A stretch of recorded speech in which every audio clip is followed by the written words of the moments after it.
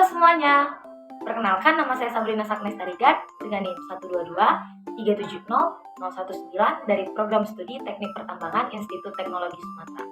Pada video kali ini, saya akan menyampaikan materi tentang mata kuliah Valuasi Tambang minggu ke-7 yang diampu oleh Bapak Rahmat Fadila, STMP. Di minggu ke-7 ini, kita akan melakukan review materi valuasi tambang. Valuasi tambang membahas usaha untuk menilai suatu aset bisnis ataupun proyek pertambangan.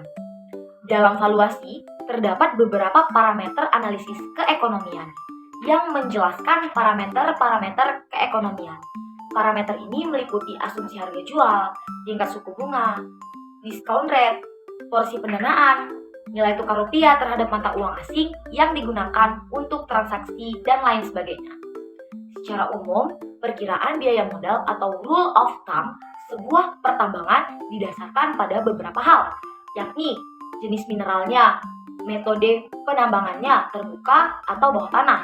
Dalam estimasi biaya penambangan menggunakan surface mining mempertimbangkan target produksi, scrapping ratio, profil jalur angkut, biji dan waste-nya, dan estimasi powder factor.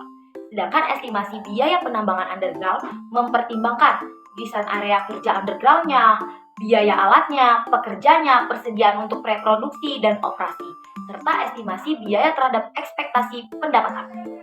Infrastruktur ada yang listrik, pemukiman, jalan, rel kereta, dan bandara, sumber air dan listrik, topografi, dan ketersediaan area untuk fasilitas tambang, untuk bendungan, tiling, bendungan air, dan waste dumps-nya. Cuaca dan iklim juga diperhatikan. Selanjutnya, mengenai laporan keuangan yang berisi laporan laba rugi meliputi pendapatan operasional untuk periode tertentu, laba bersih sebelum extraordinary item, laba bersih, laba pemegang saham, dan perusahaan bersih saldo kas.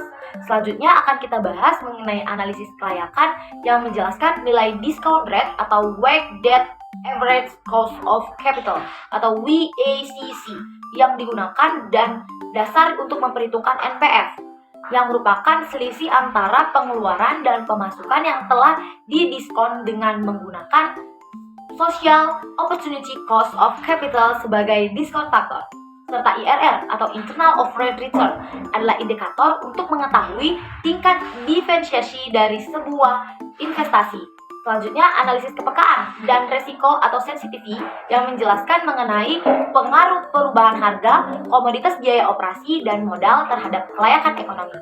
Kita juga mempelajari tentang payback period. Payback period adalah salah satu periode atau jumlah tahun yang diperlukan untuk mengembalikan nilai investasi yang telah dikeluarkan oleh investor. Mungkin demikian materi yang bisa saya sampaikan untuk review materi valuasi tambang. Bila saya ada kesalahan kata, saya mohon maaf. Terima kasih banyak, Pak.